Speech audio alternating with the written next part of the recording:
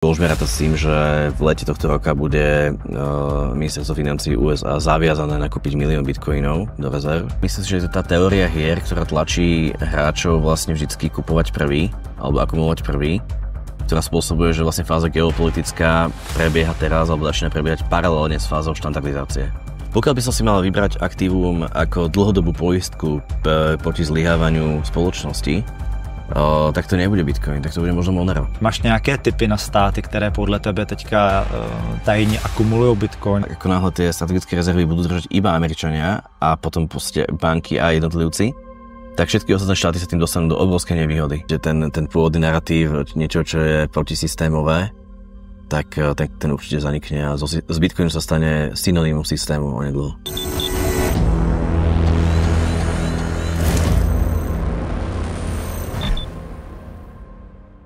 Zdravím a vítám vás u nového dílu CryptoPlebs. Mým dnešním hostem je Juraj Forgáč, zakladatel společnosti Fumbi. Juraj, vítej u mě v podcastu. Ahoj. My se spolu dneska budeme bavit o adopci Bitcoinu z pohledu státu, ale ještě než na to téma najdeme, tak se tě zeptám na moji klasickou otázku. Co pro tebe znamenají peníze? Tak peniaze sú jedným z elementov slobody, že?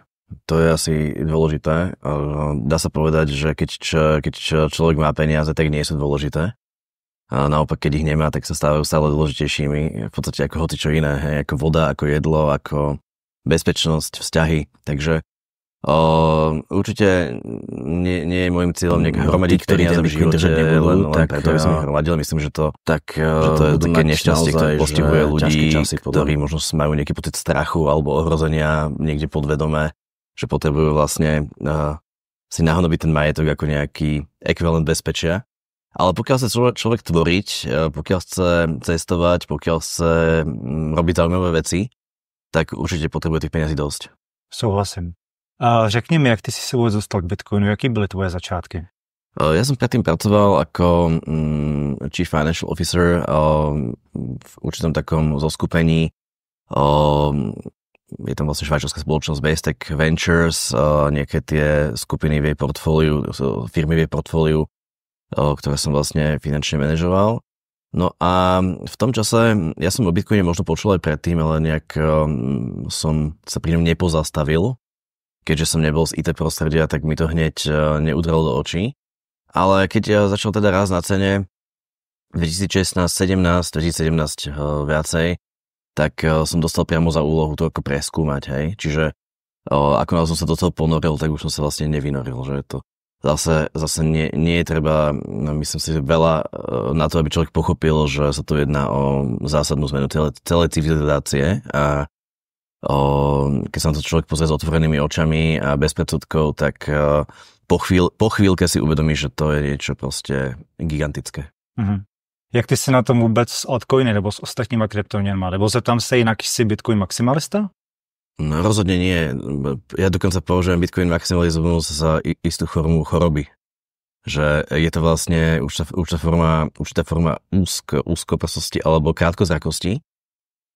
Pretože to, že Bitcoin je najkvalitnejším aktívom z oblasti vlastne kryptoaktív, neznamená, že tie ostatné nemajú vôbec žiadny zmysel, alebo ešte to poviem inak. Aj keby iné kryptoaktíva boli 1000-násobne menej kvalitné alebo zmysluplné ako Bitcoin, samotný fakt, že existujú, je pre Bitcoin mimoriadne dôležitý. Pokiaľ by existoval iba Bitcoin a nevzniklo by okolo toho také vibrantné, živé odvetvie, nová paradigma ľudskej aktivity, tak by bolo pomerne jednoduché v podstate ten Bitcoin v podstate ovládnuť pre rôznych akože tzv. Irrational bad actors. Pokiaľ Bitcoin vlastne rieši iba otázku zlých hráčov, ktorí jednajú racionálne. To znamená, že spendnú menej prostriedkov na útok, než z toho útoku získajú naspäť. Ale vieme, že vlastne externí hráči, ktorí by potrebovali ako keby celú tú sieť udupať, tak by mohli spendovať 10-násobne, 100-násobne viac prostriedkov na to, aby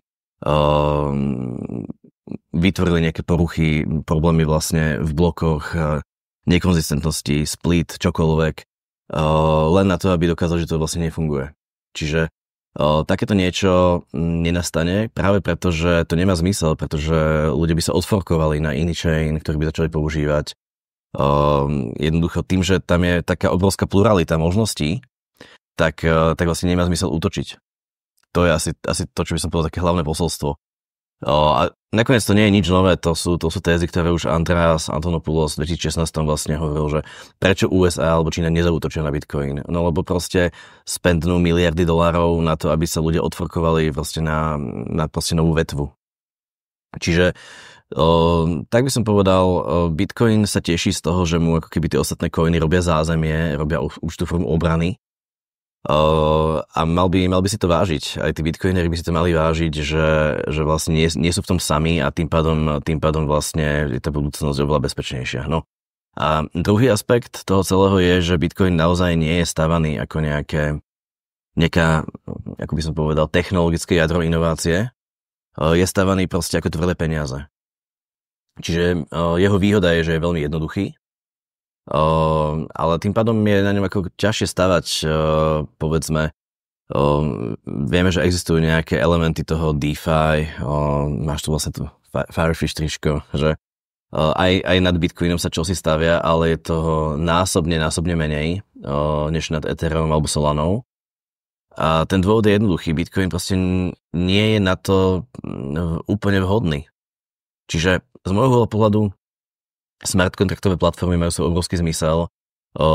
DeFi nad Ethereum je obrovský industry, ktorý proste je najrýchlejšie rastúci vôbec, možno že momentálne.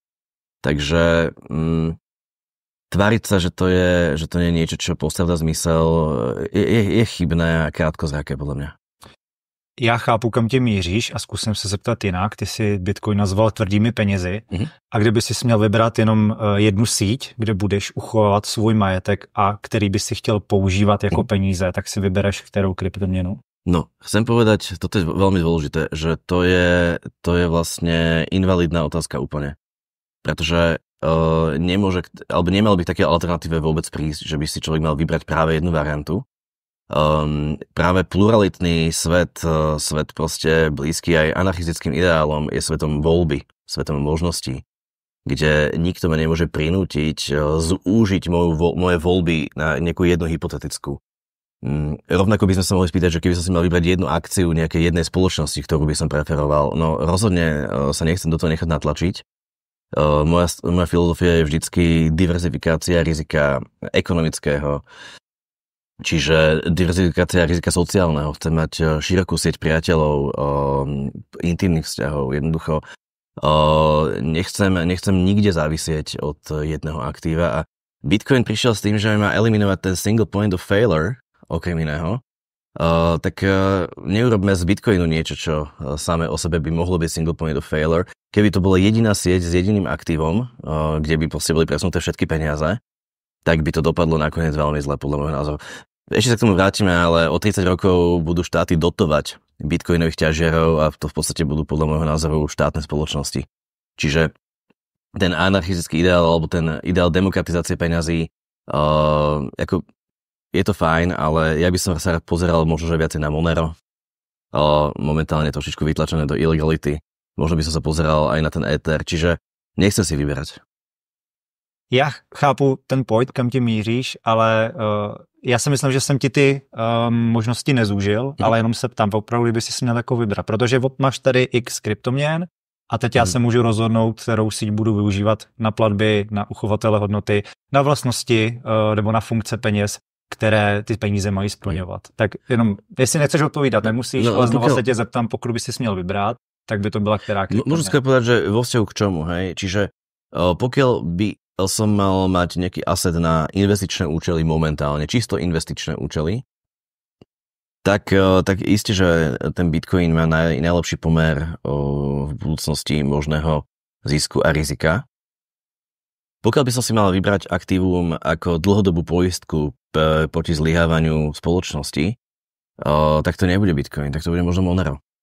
Čiže anonymita na Bitcoine je veľmi chabá a to vrátanie všetkých možných opatrení, ktoré človek môže urobiť, vrátanie Bitcoin mixerov, čohokoľvek, jednoducho môže používať passphrasy na svojom trezore. Stále je to oproti tej anonymite, ktorú poskytuje Monero, tej ochrane privacy je to proste oveľa menej. Takže čiže za každým účelom držby krypta je nejaký iné aktívum vhodné. Já ten Bitcoin maximalismus považuji za peněžní maximalismus. A jak se asi budeme bavit, tak vidíme to v historii, že vždycky jedny peníze fungovaly lidem nejlíp. Vždycky to byly nějaké různý systémy, přešlo to z nějakých komodit na zlato, ze zlata to přešlo potom teda na fiat a teď se dostáváme k Bitcoinu. A myslím si, že to právě bude ten Bitcoin, který bude adoptovaný nejvíc z těch určitých důvodů, o kterých se budeme bavit. A to je podle mě ten maximalismus. Nebavím se o tom, jak se to nazývá, Bitcoin. Teď si nespomenu. No, to je jedno. Každopádně vybírám si tu síť, která má ty nejlepší vlastnosti a jak si říkal, která má nejmenší poměr toho rizika. No ale hovoríme o kryptoaktívach, hej? Nehovoríme o kryptomenách.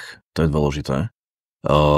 Preto aj nová európska regulácia vlastne zavádza pojem kryptoaktíva, pretože nehovoríme naozaj len o peniazoch. Tu je úplne nová paradigma uchovávania a transferu hodnoty a peniaze v skutočnosti tvoria len veľmi malú časť uchovávaných hodnôt. Hej? Čiže keď sa bavíme, na Slovensku momentálne prišiel katastrofálny útok na katastr nehnuteľností. Nikto na Slovensku momentálne nevie, že ako preukáže svoje vlastníctvo nehnuteľnosti a tak ďalej. No tak asi tokenizovaný kataster, ktorý by bežal na blockchaine, by bol oveľa rezistentnejší voči takémuto útoku ako centralizovaná databáza, dokonca ako sme zistili bez záloh.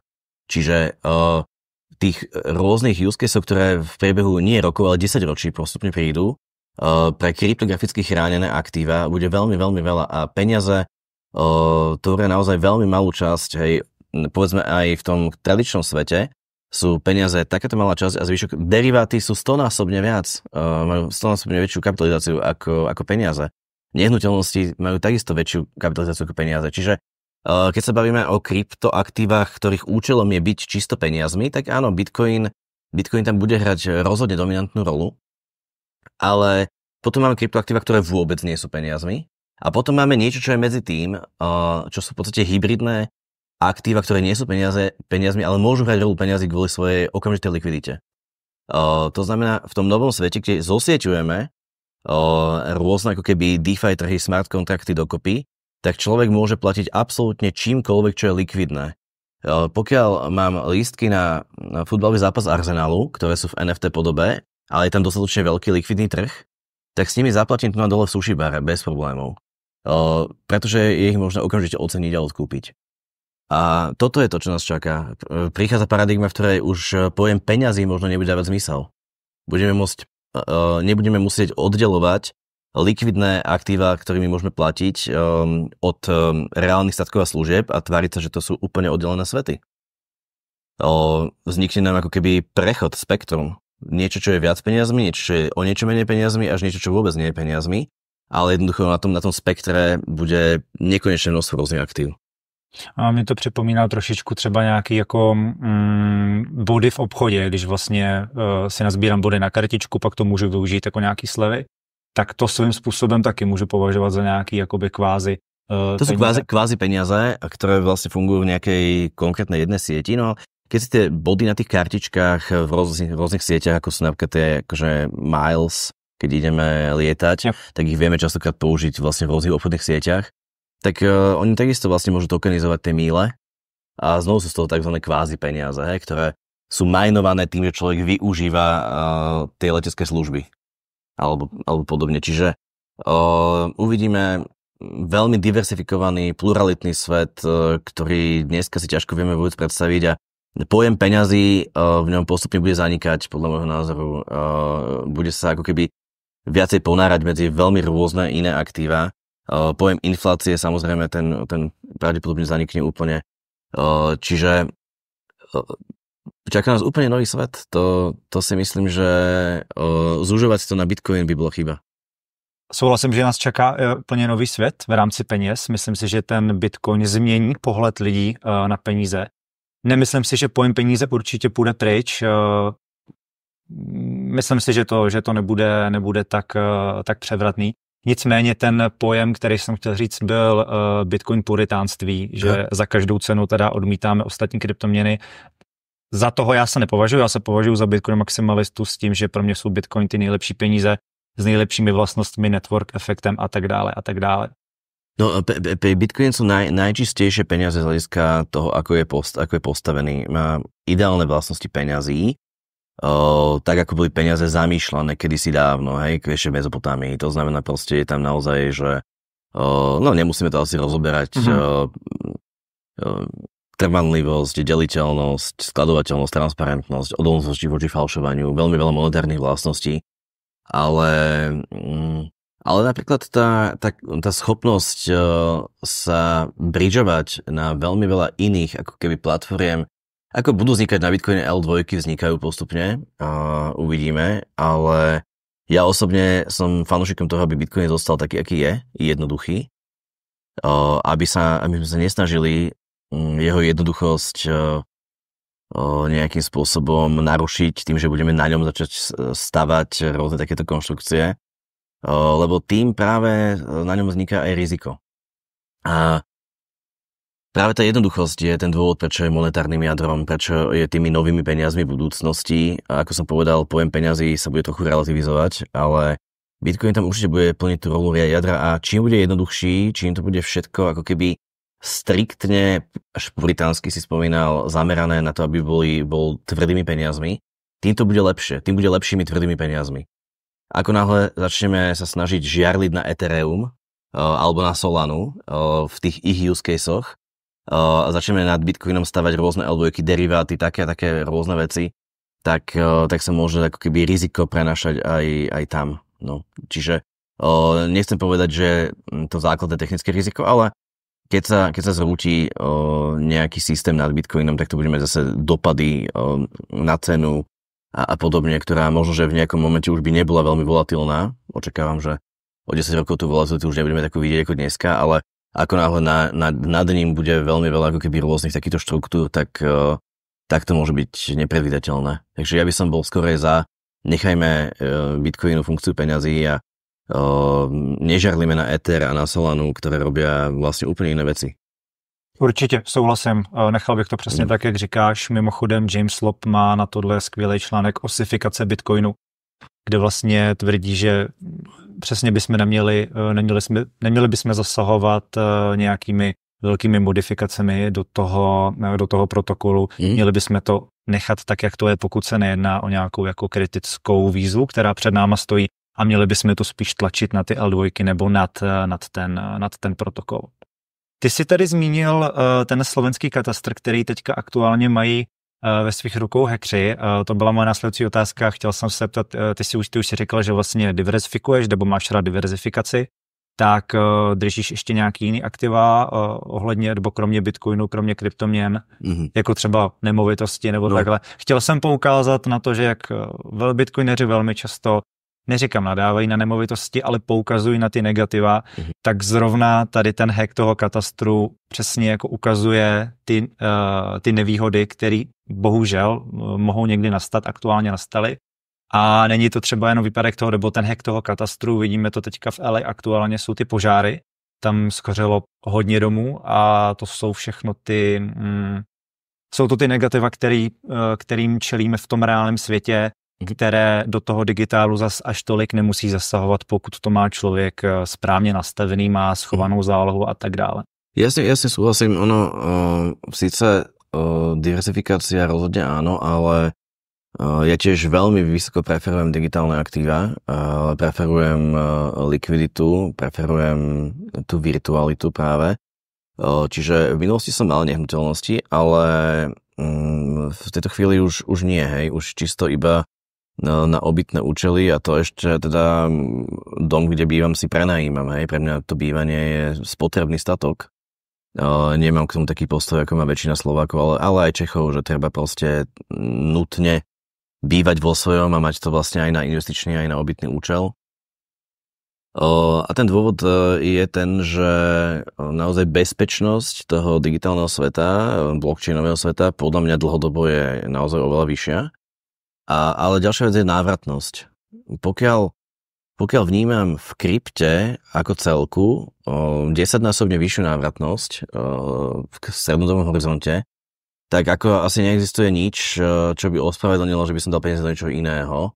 Iba ak by som tam vnímal proste naozaj veľké riziko. A to nevnímam, hej. Čiže podľa mňa momentálne Bitcoin sa preklápa do ďalšieho štádia existencie, už pomaly predposledného, z hľadiska svojej dospelosti. Ja som vlastne spomínal častokrát 4 štádia, teraz už hovoríme o 5. To vlastne to medziplanetárne, ako sa ešte môžeme dostať niekedy. A stáva sa ako keby naozaj nízkorizikovým aktívom. Ľudia z Národnej banky, či už Českej alebo Slovenskej, to neradi počujú, že to niekto vôbec sa dovolí povedať, že to je nízkorizikové aktívum. Ale keď si to človek odzumuje, jednoducho z dlhodobého hľadiska fundamentálne faktory sú mimoriadne akože pro bitcoinové. Takže plus to ďalšie krypto, netvrdím, že sú to peniaze v pravom slova zmysle, sú to veľmi rôzne projekty, na ktorých je možné stavať veľmi zaujímavé veci. Isté si myslím, že kataster postavený na Ethereum Virtual Machine by bol oveľa bezpečnejší než ten, ktorý sme mali momentálne doteraz v rukách štátu. Čiže všetky tieto aktíva môžu rásť rýchlejšie ako Bitcoin z dôvodu, že sú nižšie kapitalizované. Čiže tam stačí možno 10-násobne menej kapitálu a je tam rýchlejší rast. Z toho uhla pohľadu diverzifikujem vlastne iba v rámci krypta. Čiže určite najviac majetku držím v Bitcoine, potom vlastne následuje Ether a v podstate je to ako keby zoradené podľa tej trhovej kapitalizácie. Hej, však my vlastne aj u nás máme, nechcem teda robiť reklamu, nedohodli sme sa na tom, ale tá indexová štruktúra trackovania toho trhu mi príde, že je najbezpečnejšia a mimo krypta nepotrebujem mať možno iné veci alebo iné peniaze, iné investície než základné životné istoty. To znamená nejakú jednu nehnuteľnosť, možno nejaké proste auta, nejakú likviditu, ale za účelom toho, aby som manažoval svoje bohatstvo, určite nie. Ale ešte by som zmienil jednu formu investovania, ktorá sa mi osobne páči. A tá sa týka vlastne prenajímania, alebo teda kupovania nehnuteľností v exotických destináciách, kde ich vlastne nejaká hotelová sieť manažuje a prenajíma. Ale ešte som sa nikdy nerozhýbal k tomu, aby som to aj zrealizoval, tak teraz sa pôjdeme pozrieť na Mauritius, uvidíme, že ako tam vyzerá, ale tam býva povedzme 8%, 9% ročne čistý výnos. No a človek tam vždycky môže tú nehnuteľnosť keby možno aj stiahnuť podľa dohody s hotelovou sieťou a ísť tam bývať napríklad aj. Čiže to sa mi celkom páči ako taká kombinovaná forma, ale musel by som mať už veľmi, veľmi veľa peňazí v krypte, aby som z neho niečo vlastne realokoval týmto smerom. Tak mít takovej safe house v zahraničí vůbec není od věci, ale je potřeba přemýšlet, do jaký země to dát. Teďka aktuálně je dost tvrdší Dubaj a přijde mi, že když se o tom mluví jako všude, je to v médiích, každý druhý investor na internetu ti to doporučuje, tak už si myslím, že je tak trošku jako pozdě, nebo minimálně je potřeba se zamyslet nad tím, jestli ty ceny náhodou nejsou už jako přestřelený a... Určite sú a ten Dubaj mňa vlastne kultúrne vôbec neláka. Je to vlastne krajina postavená naozaj, je to monarchia v prvom rade, alebo teda akože nepáči sa mi to, akým spôsobom sú tam dodržiavané, nedodržiavané základné ľudské práva pracujúcich, hej, že vlastne je to samozrejme trhový mechanizmus, ktorý prinesie ľudí z Jemenu alebo od niekiaľ vlastne tam pracovať, ale potom tam proste robia v 50 stupňových teplotách na tých cestách a oni tam naozaj umierajú tí ľudia, hej, že to je taká temná stránka toho Dubaja. Je to síce o hodne lepšie ako povedzme Oman alebo Saudská Arábia, ale aj tak je to dosť drsné a ja mám radšej nehierarchickú spoločnosť. Nemám rád spoločnosť, kde je nastavená hierarchia, kde sa niektorí ľudia pozerajú na iných zhora, hej, to proste je mi veľmi nesympatické, takže potom už radšej možno tá Južná Amerika alebo ten Mauritius, keď už sa bavíme o tej exotike. Určitě, souhlasím. Nedá mi se nezeptat, ty jsi tady zmiňoval katastr nemovitostí na blockchainu, to už je jedno na jaký síti. Co Oracle problém? Protože vezměme si aktuálně ty požáry v LA, máme nemovitosti na blockchainu ty nemovitosti teďka schoří, a na tom blockchainu to furt je. Tak co s tím? Protože ten blockchain jako nezná ten stav reality. Tam je právě ten problém v tom oráklu, kde tohle potom nedává smysl. V tom jsou mimochodem krásný ty peníze, který v podstatě jako neexistují. Jo? Ve skutečnosti je to jenom nějaký jako abstraktní systém vytvořený na základě našich kognitivních schopností, který potom jenom vážeme do reality skrz nějaký statek, ať už fyzický nebo digitální. A v tom ty peníze fungují. Tam se jedná víceméně jenom o účetní jednotky, ale u těch nemovitostí tam je přece problém s tou fyzickou stránkou. Ja si myslím, že nedá sa vytvoriť úplne trustless systém, ktorý funguje plne autonómne. Čo sa týka oraklov, vždycky na blockchain musia byť, teda do tých blockchainu musia byť napojené nejaké dátové toky. A tie teda môžu mať rôzny status dôveryhodnosti a rôzny dôvod, prečo im tá dôveryhodnosť je im priradená. Tak poviem možno príklad, že teraz tieto nehnuteľnosti alebo kataster, to som možno použil ako taký príklad z rukávu, ale to je mimochodem velmi často jako zmiňovaný příklad. Ale pojďme dát nemovitosti na blockchain. Ale poďme sa pozrieť napríklad na rizikové poistenie. Hej. Existuje projekt Eterisk, ktorý vlastne má niekoľko produktov poisťovacích. A jeden z nich je poistenie úrody v Afrike, Strednej Afrike, hej, v krajinách vlastne blízkosti Sahary, kde naozaj, že ten výnos tých farmárov mimoriadne závisí od pomerne fluktuujúcich povetrovostných podmienok. A tie sú naozaj veľmi variabilné a na niektorej časti toho územia môže byť vlhkosť príliš nízka, na niektorej môže byť v poriadku. A tým pádom tento produkt robí to, že poisťuje, alebo farmári sa poisťujú na Ethereu spoločne, ako keby je to také kolektívne, alebo teda, neviem, ak sa to povie, samopoistenie, hej, že je to taká kooperatíva, hej, tak sa vlastne poistia s tým, že berú dáta od niekiaľ, hej, z nejakého meteorologického úradu, ktorý vlastne publikuje dáta ohľadom vlastne priemernej vlhkosti na ktorom území, aby tam prípadne mohlo byť odštartované to poistné plnenie. No a samozrejme, je to citlivé na útok, pretože keby niekto chcel, môže vlastne presne napadnúť tú web stránku toho meteorologického ústavu alebo jeho nejakú databázu, ktorú možno, že feeduje na ten blockchain a automaticky vlastne tam zamieša karty a môžeš spustiť poistné plnenie a podobne. Čiže tam je presne potom otázka, že ako ten dátový tok zabezpečiť tiež, aby sa toto stať nemohlo. No a od toho je potom projekt Chainlink napríklad a niektoré ako keby ďalšie. Ale nie je to jednoduchý problém. Souhlasím, je tam vždycky nějaká míra toho lidského faktoru a teď je potřeba se rozhodnout, jak moc to komu vadí a zda jsme ochotni přistoupit na ty data, který do toho blockchainu taháme. Každopádně možná teďka s tebou souhlasím, že asi na tom Ethereum v rámci Slovenska by to bylo lepší, než to bylo tady v tomhle stavu. To určite. A mimochodom, tiež si myslím, že máme tu takú nešťastné okolnosti geopolitické, hej, že náš premiér chodí kade-tade po Rusku a stavia sa vlastne nepriateľsky k napadnutej krajine. Ale napadnutá krajina to nie je len vláda, nie je to len armáda, sú tu práve aj slávni ukrajinskí hackeri.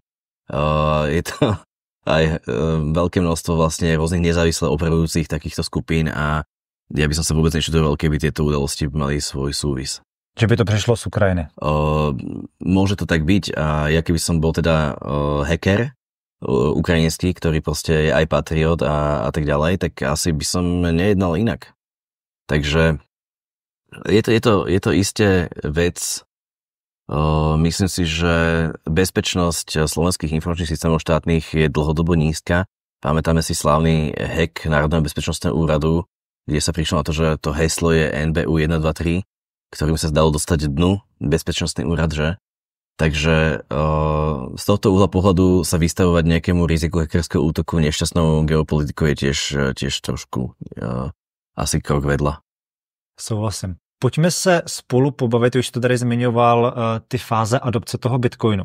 To by som s tebou chtěl probrat, ty si to několikrát zmiňoval na různých přednáškách, například na Chaincampu. Tak pojďme se pobavit o tom vlastně, jak probíhala ta adopce toho Bitcoinu a to vnímání lidí od začátku až po teď, kdy se teda Bitcoin stal nějakým, řekněme, standardně uznávaným aktivem, který pravděpodobně budou státy zařazovat do svých rezerv. Zdravím, tento rozhovor je sponzorován společností ToBeMiner. ToBeMiner je přední mezinárodní platforma pro těžbu Bitcoinu, která svým klientům nabízí unikátní řešení. Těžbu Bitcoinu takzvaně na klíč. Společnost se zaměřuje na poskytování těžebních strojů přímo klientům, které jsou umístěny v hostingových centrech po celé zemi.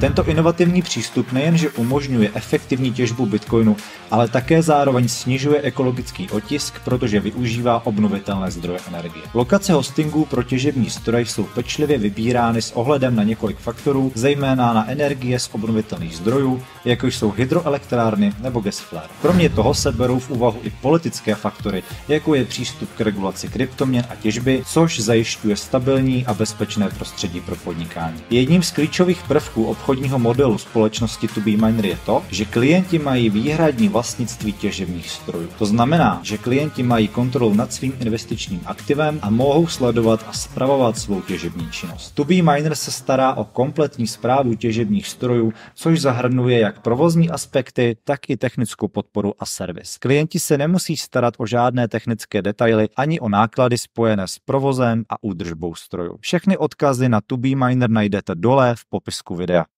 Myslím si, že ten kľúč k pochopeniu toho, čo sa deje, nie sú akože, že tie halvingové cykly, ale je analýza portfólia rizik s nejakým aktívom spojených. A na základe tej analýzy portfólia rizik môžeme naozaj rozdeliť vývoj nových aktív, nielen Bitcoinu, ale akýkoľvek, úplne, keby vznikla akákoľvek nová trieda aktív, do niekoľkých štádií. A to prvé štádium nazývam štádium experiment. Keď existuje niečo, čo teoreticky je popísaná nejaká výhoda, alebo nejaký zmysel toho aktíva, je to teoreticky popísané, ale to technické riešenie a všetko okolo toho je ešte naozaj v štádiu prototypu. Čiže keď niekto by objavil ako keby zrovna spaľovací motor a chcel by to demonstrovať, že to funguje, tak to prvé vozidlo, ktoré by urobil, by nebolo vozidlo, na ktorom by si chcel bežne ako keby cestovať, hej, čiže malo by to asi kolesa, malo by to motor, malo by to nejakú prevodovku, možno sedadlo, nejaký volant, ale ty by si tam chcel ešte oveľa viacej vecí, aby si s tým bol spokojný, takže v tomto štádiu ani väčšina ľudí nedokáže vôbec to aktívum uchopiť, že má nejaký zmysel, hej, keď prišli prvé auta so spaľovacím motorom, tak naprosto väčšina ľudí si hovorí, že to je úplne nezmysel, hej, že vlastne však sa na to pozrite, hej, je to pomaly, smrdí to, proste kazí sa to, a kone sú lepšie, vozy sú lepšie, hej, čiže len pochopiť ako potenciál tej technológie je veľmi ťažké v tomto štádiu, ale takisto je veľmi rizikové investovať, lebo množstvo takýchto nových objavov v skutočnosti sa do ďalšieho štádia nedostane. Lebo sa tam ukáže nejaký praktický showstopper, takzvaný, hej, že vlastne nápad je to pekný, ale nejde to, hej, ako možno, že sa nedá dať kataster na blockchain práve z dôvodu vlastne tých oraklov, hej, ťažko povedať. Čiže tak nejak, no, štádium experimentu znamená, že iba inovátori s tým pracujú, ľudia, ktorí sú nadšení z tej myšlienky a investovať do toho môžu ľudia, ktorí to používajú alebo ktorí do toho dajú svoje play money, hej. Jedna z prvých aplikácií Bitcoinu konec koncov bol hazard. Čiže tam, kde ľudia nemohli si do tých kasí nejak keby prevádzať peniaze, tak proste používali Bitcoiny na začiatku. A proste play money, hej, peniaze na hranie. Ale v momente, keď tie rizika klesnú, významne keď klesnú, tak už zrazu to nie je iba experiment, ale je to nejaké aktívum, ktoré už je rozoznávané väčšou skupinou ľudí a môžeme to chápať ako alternatívne aktívum už. Čiže v Bitcoine konkrétne tá inovácia prišla tu na vlastne aj z Čech. Boli to vlastne hardwareové walletky. Paralelne vznikol vlastne tu na Trezor v Čechách, Ledger vo Francúzsku a dneska už je samozrejme oveľa viacej. A tieto hardwareové walletky vlastne významne redukovali riziko držby Bitcoinu po technickej stránke. A všetky tie príbehy o tých nešťastníkoch, ktorí stratili harddisk alebo proste stratili heslo k wallet dát a podobne, tak to všetko vlastne išlo bokom. A tým pádom bolo zmysluplné do toho Bitcoinu, a takisto už aj burzy, hej, už toho bolo viacej okolo. Tá infraštruktúra, likvidita tam už existovala, takže už pre nejaké výsička ísť do toho dávalo zmysel. Hej, ten rizikový kapitál začal do toho prúdiť. Čiže toto štádium sa vyznačuje tým, že začína prúdiť rizikový kapitál. No a to sa vlastne na konci tohto štádia začali vznikať technológie inštitucionálnej úschovy. Čiže namiesto jednej hardwareovej volodky pre spotrebiteľa vznikali riešenia, ktoré môžu používať neosobné systémy, inštitúcie, proste, kde vieš vytvoriť transakčnú autorizačnú politiku nezávislú od konkrétneho subjektu a ktorá proste drží to krypto vlastne alebo ten Bitcoin v úplnom bezpečí bez ohľadu na tých ľudí, ktorí sú tam, hej, čiže kdežto vlastne, keď máš ten trezor, tak môžeš síce jednému človeku dať PIN kód, ďalšiemu dať passphrase, ale keď ich zrazí auto oboch alebo idú spolu jedným lietadlom a niečo sa stane, tak je to proste problém. Kdežto pri takejto tapke transakčnej autorizačnej politike je to oveľa flexibilnejšie, oveľa bezpečnejšie. No a s tým vznikla možnosť, aby Bitcoin mohli držať firmy, inštitúcie, proste banky a nakoniec aj štáty vlastne. Začala sa pripravovať legislatíva. Čiže no a vlastne s tou legislatívou, konkrétne u nás MiCA regulácia v Európe, v Amerike príde tiež nejaká regulácia tento rok, ktorá vyjasní to právne postavenie v tej vonkajšej spoločnosti. Vyjasní to, akým spôsobom to účtovať, akým spôsobom to evidovať, aké treba mať policies, keď poskytuješ služby. To znamená, ako oddelovať svoje aktíva od aktív klientov, aby nedochádzalo k bankrotom, podvodom a tak ďalej. Toto všetko zase znižuje rizika právne, účtovné a daňové a mnohé ďalšie, do takej podoby, že z alternatívneho aktíva vzniká štandardné aktívum.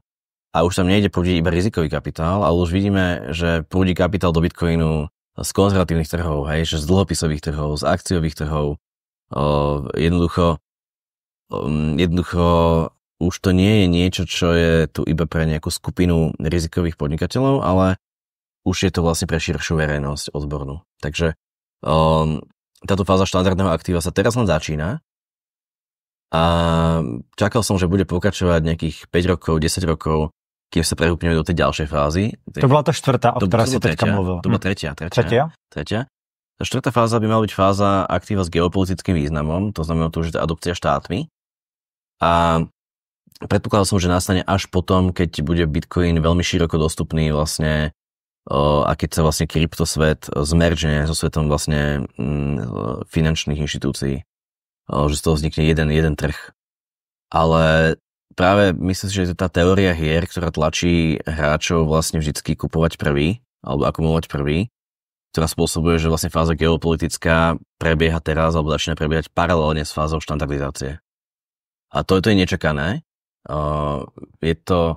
Je za tým určite voľba Trumpa a keby Trump nebol zvolený, tak asi by to pokračovalo, ako som si myslel pôvodne, hej, že najprv by ten bankový svet prijal Bitcoin a až oveľa neskôr by prišlo k adopcii štátmi, ale práve ako zvolenie tohto, nazvime to, Trump je taký trickster, hej, v religionistickej alebo etnologickej terminológii, nepredvídateľný subjekt, ktorý vlastne môže robiť čokoľvek, hej.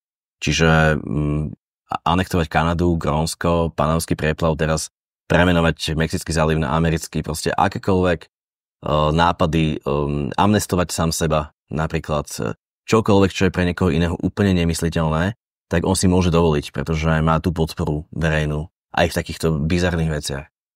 A popri tom potlačiť tú adopciu Bitcoinu, spraviť z neho štátne aktívum americké, je naozaj len drobnosť. A tým pádom, že vlastne prišla tá myšlienka bitcoinového zákona, ktorá vlastne už v kongrese je v legislatívnom pláne, tak nezostáva nič iné ani pre ostatné štáty. Proste musia ísť všetci s Američanmi do toho, pretože ako náhle tie strategické rezervy budú držať iba Američania a potom proste banky a jednotlivci, tak všetky ostatné štáty sa tým dostanú do obrovskej nevýhody z hľadiska svojich fiat peňazí. Tak vidíme teraz, že nastáva štvrté štádium popri treťom. Predpokladám, že tým pádom sa nebude opakovať úplne ten technický pattern na tom Bitcoine. Teraz mnohí ľudia sa obávajú, že znovu vlastne dojde k poklesu, lebo proste narastú len nad nejakú úroveň. ale ja si myslím, že tieto fundamentálne faktory, že tretie štádium a štvrté sa rozvíjajú paralelne, práve uvidíme akože breakthrough a ja očakávam naozaj, že taký veľmi, veľmi bičí trh tento a budúci rok. Súvisiaci práve s tým, že sa všetci budú naháňať, aby akumulovali. Tak to je asi. No a potom to 5. štádium nás čaká v nejakom čase, keď už budeme mať kolónie na mesiaci na Marse, tak asi najlepší spôsob, ako ekonomicky interagovať so Zemou pre jednotlivcov, je naozaj ten satelit niekde, kde sa vlastne clearujú blockchainové transakcie. Čiže čakám, že to 5. štádium bude štádium medziplanetárne, a to je také trošku sci-fi ešte dneska. A to bude Bitcoin na měsíci. Bitcoin to the moon. No presne tak. Bitcoin to the moon, Bitcoin to Mars. Jednoducho, keď bude na Marse dostatočne veľa ľudí, budú chcieť možno, že aj interagovať. Lebo keby som bol na Marse a mám napríklad rodinu na Zemi, možno im chcem kúpiť dárik na Vianoce, tak je asi jednoduchšie to vykonať cez nejaký lightning na Marse, ktorý sa vyklíruje proste raz za čas na satelite. Môžeme individuálne interagovať so zemskou ekonomikou, než aby som to riešil cez nejakú NASA inštitúciu, ktorá to má bude bridžovať. Hej. Čiže to nás čaká onedlho. Teraz Musk je súčasťou Trumpovej administratívy, takže možno, že tie vesmírne technológie dostanú tiež nejakú prioritu. To už jsme hodně vepředu, necháme se překvapit. My zůstaneme u té 4. fáze, u těch států a pojďme se pobavit ještě o El Salvadoru. Myslíš si, že El Salvador změnil hru v rámci té státní adopce Bitcoinu? Byla to ta první jiskřička, která zažehla tady ten, řekněme, oheň? Môže byť, že áno, pretože to bolo vlastne prelomenie tabu, že? Každé prelomenie tabu je veľmi taký mocný akt. Častokrát je treba ešte confirmation. Čiže keď niekto prelomí tabu, tak na to, aby to tabu bolo naozaj prelomené, tak je potrebné, aby ho niekto následoval. Lebo druhá možnosť je nejaký krutý trest pre toho prelomiteľa. A tak to aj vyzeralo zo začiatku, že keď Salvador prišiel s týmto, tak dostali strašne vynadané od Medzinárodného menového fondu, od rôznych ďalších inštitúcií, od americkej vlády v tom čase. Bidenová administratíva nebola naozaj veľmi naladená pro krypto. Takže Salvador urobil veľmi taký odvážny krok, ale na druhej strane nemal čo stratiť. A to je ten dôvod, prečo to urobili. A potom sme mohli vidieť onedlho konferenciu v Salvadore, kde prišli zástupcovia veľmi mnohých rozvojových krajín. Bola to konferencia o finančnej inklúzii. A ako v agende tej konferencie sa Bitcoin priamo nespomínal, ale následne sme videli fotku 30 guvernérov centrálnych bank na Bitcoin Beach. Čiže taký PR image veľmi silný, by som to nazval. Takisto sme videli vlastne zástupcov Argentíny, argentínskej novej vlády, ako cestu do Salvadoru na konzultácie. Čiže určite ten Salvador je obrovský impuls, obrovský hýbateľ. A kľudne môže byť ten Salvador aj dôvodom, prečo nad tým Trump začal uvažovať a ľudia okolo neho. Lebo zrejme si povedali, že keď tu niekto ide získať na tomto, tak prečo by sme to neboli my? Souhlasím s tím, co jsi říkal, že vlastně El Salvador neměl co ztratit. Je to spíš teda takový PR obecně toho státu, ta adopce tam není taková, jak je jako prezentovaná, tím Bitcoinem se tam úplně tolik jako platit nedá. Měl jsem tam jako kamaráda, který tam chviličku žil a není to tak, jak je to prezentované na těch sítích. Nicméně PR jako dobrý.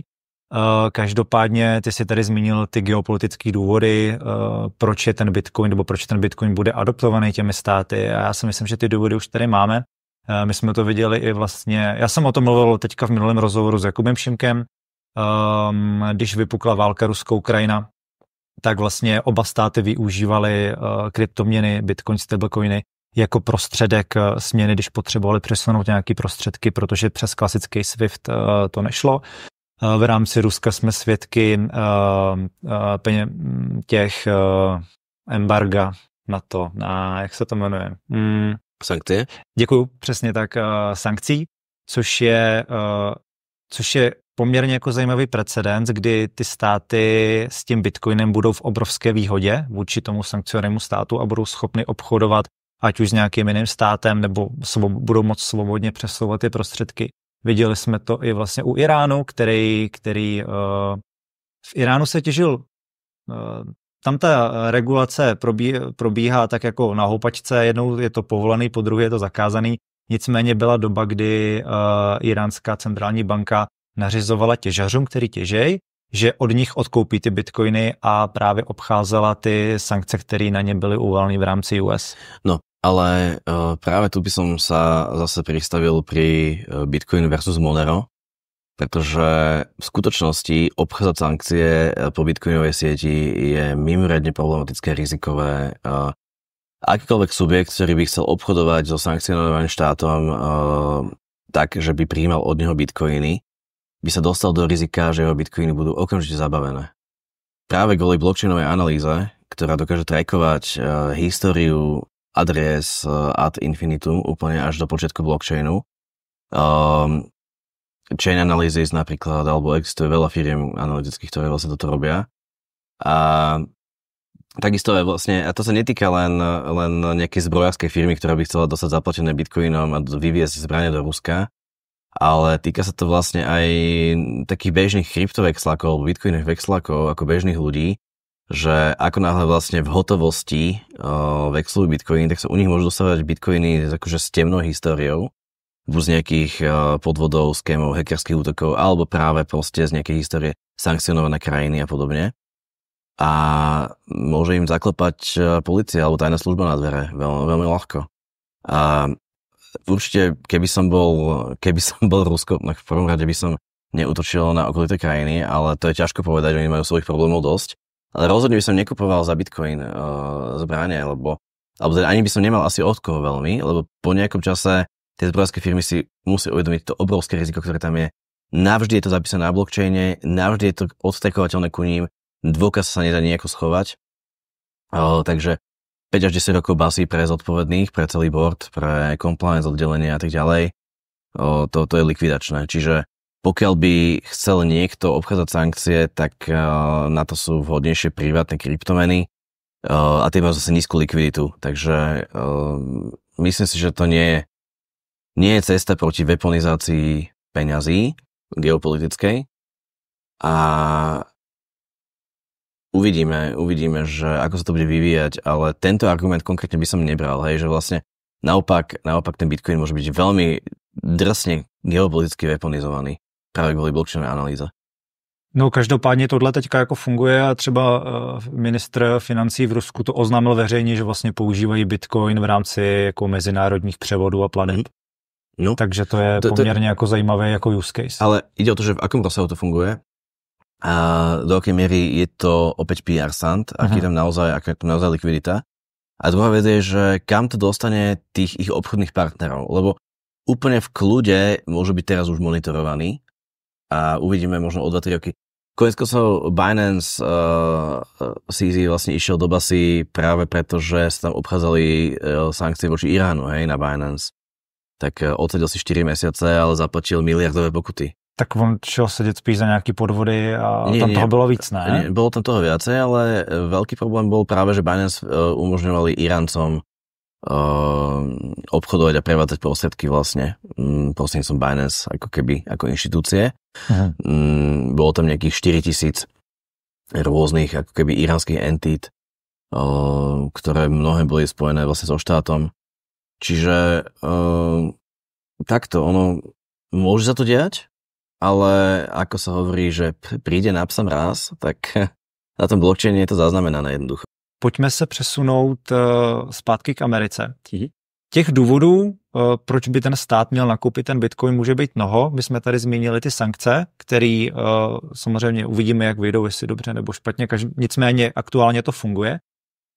Dalším důvodem může být například splacení dluhu, což si myslím, že je právě ta snaha Ameriky nakoupit nebo vytvořit ty bitcoinové rezervy, nebo takhle to aspoň prezentuje ta senátorka Cynthia Lummis, která říká, že nakupme bitcoin, teď nevím, myslím, že 1 000 000 kusů dokonce, podržme to 20 let a potom s tím jako nějakým způsobem splácejme státní dluh.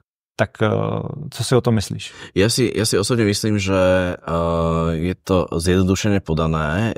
Ono, keď ten štát nakúpi 1 000 000 bitcoinov, a povedzme, že Američania zodpovedajú za približne polovicu svetovej ekonomiky, hej, tak ak sa pridajú ostatné štáty v približne rovnakom pomere, dokonca povedal by som, že možno, že aj menšie štáty budú sa disproporčne viacej podieľať na tom, tak sa bavíme možno o 2 miliónoch bitcoinov v štátnych rezervách. Pokiaľ by sme k tomu pridali na to naviazané bankové inštitúcie, asset management, kadejaký, tak môže pridať kľudne ďalšie 2 milióny, čiže keď sa idú nakumulovať 4 milióny bitcoinov do veľmi pevných rúk, tak to nazvime, tak zároveň tí, ktorí by ho možno chceli predávať, ho jednoducho podržia, lebo zrazu je tam garantovaný dopyt. Keď je garantovaný dopyt, budem držať tak dlho, ako len sa bude dať, lebo budem vedieť, že cena proste pôjde hore.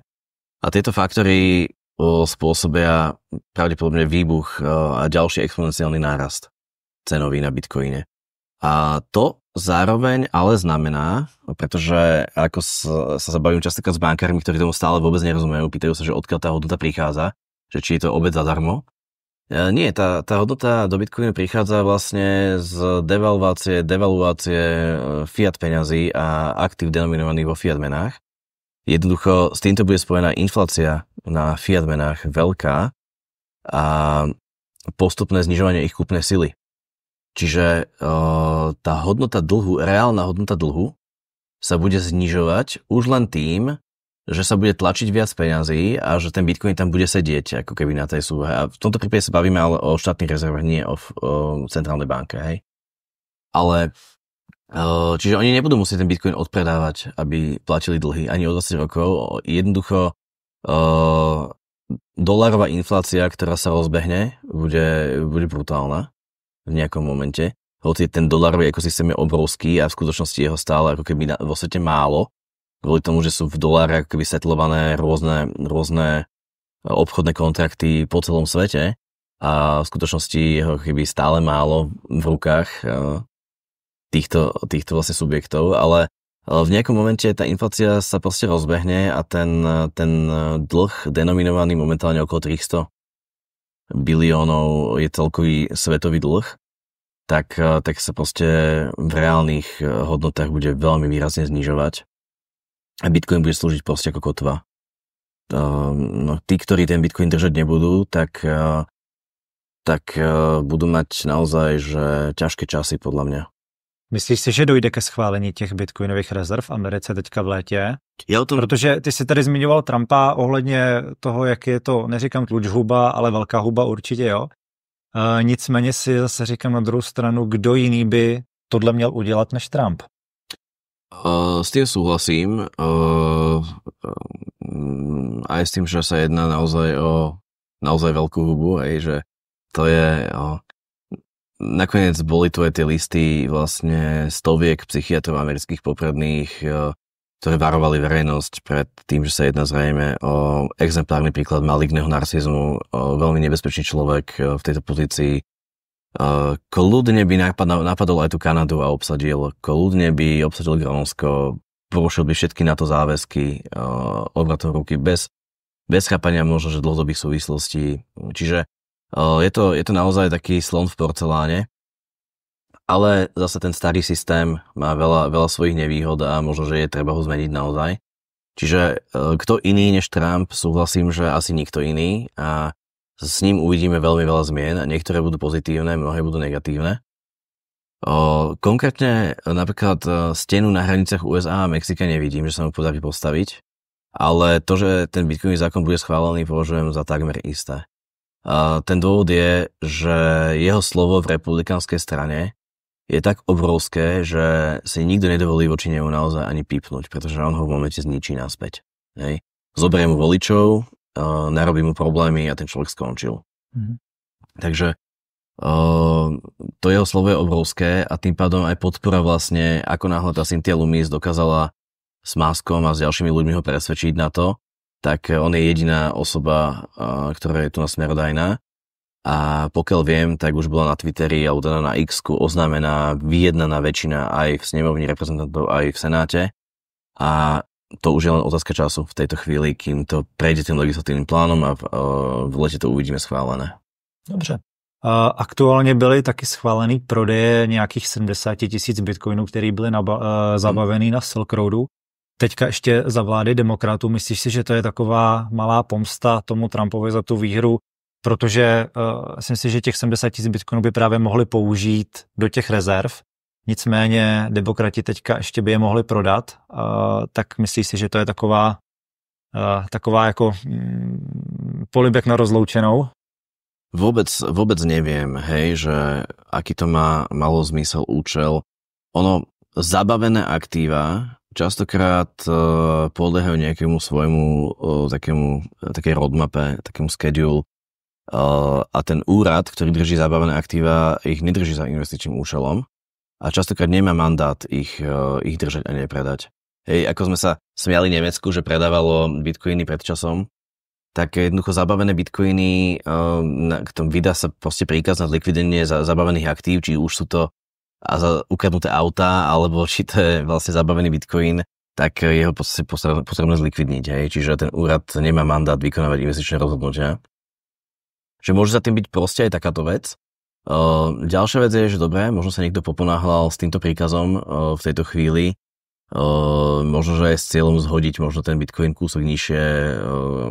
Nevieme, aké záujmy sú tam s tým spojené, ale či to je politická vec, nemám na to názor. Myslím si, že vidíme, že to s tým trhom v podstate nezamávalo, hej, že to išlo pár percent dole a už to zase pomaličky sa stabilizuje. Takže nejak by som na túto tému to nepreceňoval tú debatu. Jediné, čo je dôležité, je, že ten Trump tam príde a že v auguste budeme mať bitcoinový zákon z USA a uvidíme proste strašidelný exponenciální nárast postupně vznikající.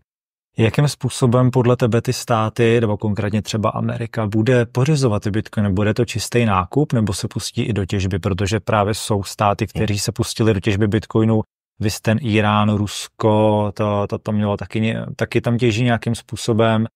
Bhután, ten si natěžil vlastně 1/3 HDPčka před několika měsícema, tak jakým směrem se podle tebe vydá Amerika? Ja si myslím, že najlogickejší spôsob, vzhľadom k tomu, že čo je potrebné vlastne spraviť s tým dlhom, je kumulovať nominálny dlh, kupovať za ňo bitcoiny a postupne vlastne vznikajúca vlna inflačná ten reálny dlh zníži. Takže by som očakával, že ten štát bude tie bitcoiny nakupovať. Tým sa bude do obehu uvoľňovať nejaké množstvo peňazí do reálnej ekonomiky a proste bude to tlačiť hore infláciu. Čiže myslím si, že toto je asi ten plán. Ťaženie neviem, samozrejme Američania majú k dispozícii aj veľmi lacnú energiu, ale je to komplikovaná vec. Čiže vo finále tie, aby človek v tom ťažiacom biznise zostal profitabilný, tak je to vlastne náročné častokrát. A skôr by som očakával, že jednoduchšie je pôsobiť vlastne pre ten štát tak, že bude nakupovať bitcoiny za novo vytlačené peniaze, alebo teda peniaze, ktoré predtým neboli v obehu a nejak sa do neho budú dostávať týmto spôsobom. Čiže je to určitá forma aj kvantitatívneho uvoľňovania, keď sa tým tak zamyslíme. Zajímavý point měl ještě Saylor, který vlastně v jednom rozhovoru nebo v několika rozhovorech tvrdil, že Amerika by se měla zbavit zlata a za to prodané zlato právě nakoupit bitcoin. Myslíš si, že by to byl dobrý nápad? S tím, že on ještě argumentuje, že jak on vlastně, když ta Amerika dumpne to zlato na ten trh, tak sníží jako jeho hodnotu a tím pádem jako oslabí i ostatní státy, který to zlato skupujou. Největšími kupci zlata je teďka Čína a Rusko dlouhodobě. Polsko? Polsko taky. USA je ale stále největším držitelem zlata údajně. Takže by je nějakým tady tím způsobem mohl jako oslabit tím, že ta cena zlata se sníží a naopak oni získají ty rezervy bitcoinový, který chcou. Tak myslíš si, že to půjde taky tímhle směrem, nebo zůstaneme jenom u toho kvantitativního uvolňování, respektive nakupování bitcoinu za ty nově vytvořené peníze? Takto. Myslím si, že takýto trojrozmerný šach sa môže častokrát vypomstiť. Konkrétne u aktív, ako je zlato alebo bitcoin, je kľúčom k ich hodnote konsenzus držiteľov, že ho nevypredávajú. A ten konsenzus je udržiavaný tým, že je ich teda veľké množstvo A ak jeden začne vypredávať, ostatní to môžu dokúpiť a udržia tú cenu vysoko. Hej? Čiže USA držia približne 4,5% alebo 5% svetových rezerv zlata, čo nie je dosť na to, aby dokázali tú cenu radikálne znížiť oproti dlhodobému trendu. Čiže kým existuje na svete obrovské množstvo nakupujúcich, retailových, inštitucionálnych, štátnych, tak dumpnúť 5% na trh by podľa mňa nemalo ten efekt, ako Saylor tvrdí, hej, že jednoducho to by sa rozchytalo. Ale keď počkajú Američania nejaký čas a ten narratív okolo zlata bude upadať oproti rastúcemu narratívu okolo Bitcoinu a zlato stratí veľkú časť svojej retailovej podpory, ktorú stále má, tak potom už ho dumpnúť tak, aby ostatné centrálne banky ho ako rozchytali, bude oveľa rozumnejšie, lebo tie centrálne banky sa aj tak opierajú o tú možnosť to zlato odpredávať ako keby na tom voľnom trhu, hej. Čiže keby tam retailový dopyt nebol, tak by potom nebol ani dopyt finančných inštitúcií nejak zrovna po zlate. A tým pádom aj ten dopyt centrálnych bank by začal postradať zmysel. Čiže v nejakom momente takýto geopolitický krok môže mať efekt, ale myslím si, že nie ešte teraz. Máš nějaké tipy na státy, které podle tebe teďka tajně akumulují Bitcoin, nebo se připravují vlastně na nějaké rezervy nebo něco takového? Určite sú to veľmi mnohé monarchie, práve tie azijské, spomínali sme Bhután, tak myslím si, že arabské krajiny určite áno. Myslím si, že to jenom pro mě skočím kolem Saudské Arábie, teďka jedou vlastně zvěsti, že mají Bitcoin za nějakých 40 bilionů dolarů nebo něco takového, že do toho investovali. Jsou to jenom jako rumors, jo, ale všiml jsem si toho teďka jako na sítích v poslední době. Vôbec by som sa nečudoval, lebo čiže Bitcoin ako prestane byť peniazmi ľudí alebo retailu úplne a stane sa predovšetkým peniazmi veľmi, veľmi bohatých entít. Či sú to proste tie najbohatšie rodiny svetové, štáty, veľké vlastne inštitúcie finančné. Čiže tieto entity budú držať 95% Bitcoinu, hej, a tých 5% zvyšku zostane teda v rukách ľudí, ktorí sa rozhodnú ho nepredávať tiež. A z tých sa stane ako keby tá nová aristokracia podľa mňa. Ale určite ten pôvodný narratív, niečo, čo je protisystémové, tak ten určite zanikne a z Bitcoinu sa stane synonymum systému onedlho. To mě hodně zajímá a já bych to tady ukončil a přesně tohle téma bych jsem si chtěl nechat na Hero, kam se teďka vydáme. Zajímaly by mě právě dopady té státní adopce, jak z pohledu Bitcoinu, tak z pohledu těch států, tak jaký to bude mít dopad vlastně i na tu sociální vrstvu, nebo na tu geopolitiku. Ty jsi vlastně hovořil i o nějakém formování aliancí v rámci toho Bitcoinu, v rámci toho obchodu, to mi přišlo poměrně zajímavý, tak o tom bych se s tebou rád pobavil. Tak jo, jestli je to všechno, nebo jestli jsem na něco zapomněl, chtěl bys ještě něco zmínit našim posluchačům? Možno nie, iba naozaj by som chcel zdôrazniť ešte na záver, že v USA je momentálne bitcoinový zákon v kongrese, v legislatívnom pláne, je k nemu vytvorená väčšina, ktorá nezanikne tak ľahko. Čiže môžeme rátať s tým, že v lete tohto roka bude ministerstvo financií USA zaviazané nakúpiť 1 000 000 bitcoinov do rezerv. S tým prídu ďalšie štáty, môžeme rátať, že sa to multiplikuje na niekoľko miliónov bitcoinov, ktoré budú držané štátnymi a inými veľmi silnými hráčmi, alebo to nakupované. Predajcovia prestanú predávať. Čiže keď ešte náhodou nedržíte bitcoin, tak teraz je ten čas, keď určite to dáva zmysel sa na tým zamyslieť. Ja som v nejakom inom podcaste možno aj zmienil, že kto teraz nekupuje bitcoin, okráda vlastnú rodinu, tak možno to je radikálne vyjadrenie, ale každopádne je to moje hlboké presvedčenie, takže by som vás chcel pozvať, aby ste sa na tým zamysleli tiež. Bullish. Dobře, tak jo, za mě to je všechno. Děkujeme, že jste dokoukali až sem a vidíme se na Hero. Ahoj. Myslíš si, že ta Evropa je tak skostnatělá, že už tady těm státům nebude schopná dál jako konkurovat? Najväčšie riziko Európy je naozaj to riziko toho politických rozbrojov, vznik fašistických systémov a eventuálne rozpad Európskej únie a konflikt na európskom kontinente. Prvá krajina, ktorá toto urobí, tak do nej sa nasťahujú stovky alebo tisíce veľmi bohatých ľudí s veľmi veľa bitcoinmi a začnú tam kupovať luxusné statky. Ako náhle za bitcoin kúpiš tovary a služby, tak vyraďuješ fiat z hry. A to je ako keby prvá možnosť pre nás, ako tu retailovú populárny CryptoPlebs vlastne, dať štátu feedback a ukázať mu ten prostredník, že toto už nie. Aj z týchto rodín bohatých, oni tiež ten bitcoin kupujú, že? Že tí vlastne ľudia, ktorých si chcú zachovať to bohatstvo, tak do neho idú tiež a akurát je tu možnosť niektorých z nás, ktorí proste pred 5 rokmi nemali bohatých predkov, tak sa môžu akoby pridať k tomu, ak taký ten bitcoin naakumulujú, tak sa môžu akoby pripojiť k tej aristokracii podľa mňa. A ak by som potreboval kúpiť nehnuteľnosť alebo niečo, tak dám kľudne bitcoin ako kolaterál, zoberiem si fiat pôžičku.